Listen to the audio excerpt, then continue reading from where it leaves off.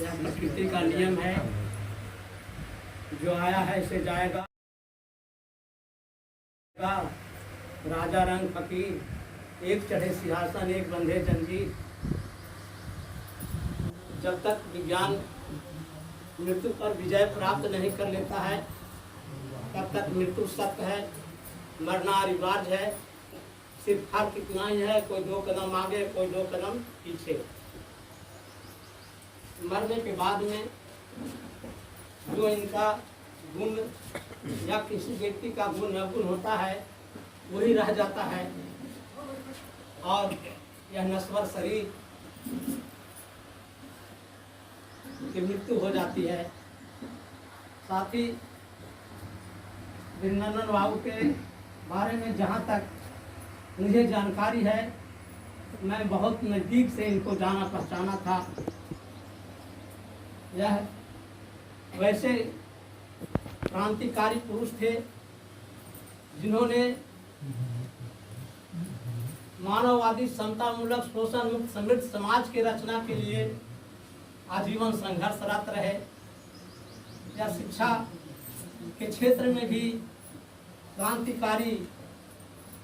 क्रांति के चिंगारी फैलाते रहे। ये जब हमसे मिला करते थे घंटों बातचीत होते रहती थी। मैं टिकारी में भी इनसे मिला करते थे। छात्र जीवन में जब पढ़ते थे तो इनसे शिक्षा दीक्षा परामर्श लेते थे। और उसके बाद जब यह मंझोस ग्राम में आ गए तो यहाँ भी इन्होंने नारा दिया समाज के बीच में। वो नारा आज भी मुझे याद है और उस नारे के बिना समाज आगे नहीं बढ़ सकता है। इनका नारा था ग्राम वासियों जागो, बिन जागे कल्याण नहीं। जब तक बच्चा सोया रहता है माँ भी उसे दूध नहीं पिलाती है, इनका सिद्धांत था। ये क्रांति के ऐसे महायोद्धा थे। शिक्षा के क्षेत्र में इन्होंने कहा कि सरकार के शिक्षा चौपट है, आम गरीब मजदूर किसान का शिक्षा चौपट है। सामाजिक आर्थिक राजनीतिक क्षेत्र में ये बढ़ चढ़ करके हिस्सा लिए। जहाँ तक सामाजिक क्रांति की बात है, इन्होंने युवक संघ के सिद्धांत को लेकर के जो ब्राह्मणवादी व्यवस्था, लूट के व्यवस्था जो समाज में सदियों से कायम है, उस व्यवस्था के विरुद्ध में इन्होंने बहुत बड़ा क्रांति किए। समाज की सुख सभा में आए हुए तमाम अभिभावक अग्रजनों साथियों, हमारे बीच बिहार प्रदेश के अध्यक्ष अभिभावक विजय बाबू आज इस कार्यक्रम की अध्यक्षता कर रहे हैं। हमारे बीच शैलेश बाबू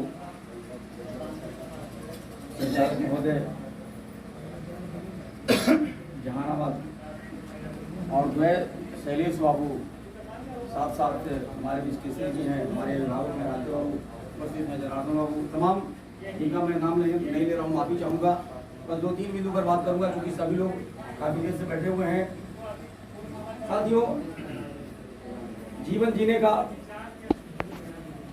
जो संस्कार है, संस्कार में जो त्रुटि थी सबसे पहले बारीकी से इन लोगों ने पकड़ा और ऐसे महानुभाव को किसी जाति की परिधि में बांधना, ये हम लोग के अंदर नहीं उतरता है। इस परिधि में रहने लायक थे नहीं और उस तरह का इन्होंने काम नहीं किया है।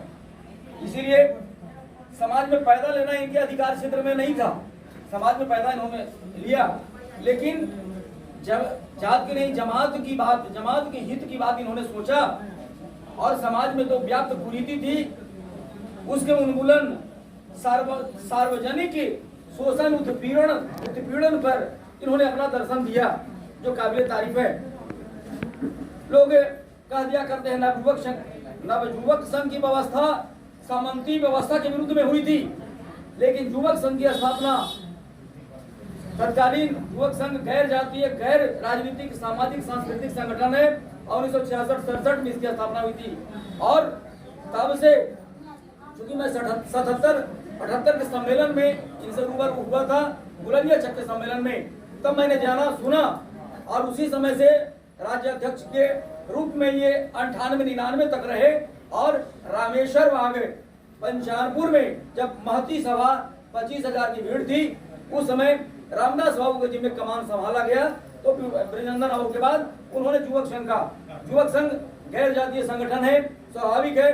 सभी लोग जो उनके विचारधारा उनके रास्ता को जो ब्रजनंदन बाबू ने दिया था सर्वांगीण विकास का, उस पर जो चलने की राह थी, सभी लोग उसके पथिक थे, सभी लोग उसके साथी थे। साथियों, अभी भी चर्चा चल रही थी कि इनको जीवंत रखना है, तो इस गांव में एक पुस्तकालय का निर्माण हो या स्मृति भवन हो उनके नाम पे, जो कि कम से कम जानकारी होते रहे कि ब्रजनंदन बाबू वहां थे। लेकिन मैं समझता हूं, ये जैसा कि विपिन बाबू ने कहा, विपिन बाबू से मैं पुनः कहूंगा, और ब्रजनंदन बाबू अब इस परिवार इस घर के नहीं बल्कि जमायत के भी हैं, तो सब लोगों का दायित्व बनता है कि इनसे आग्रह करके चाहे जैसे भी हो जमीन उपलब्ध हो, और समाज का दायित्व है कि उनका हम स्मृति से यहाँ मौजूद रखें, उनके यादगार में, उनके स्मृति में भवन का निर्माण करें। चाहे भवन का स्वरूप किसी प्रकार का हो, पुस्तकालय हो, विद्यालय हो या अन्य सभागार हो, लेकिन स्मृति से उनका होना चाहिए।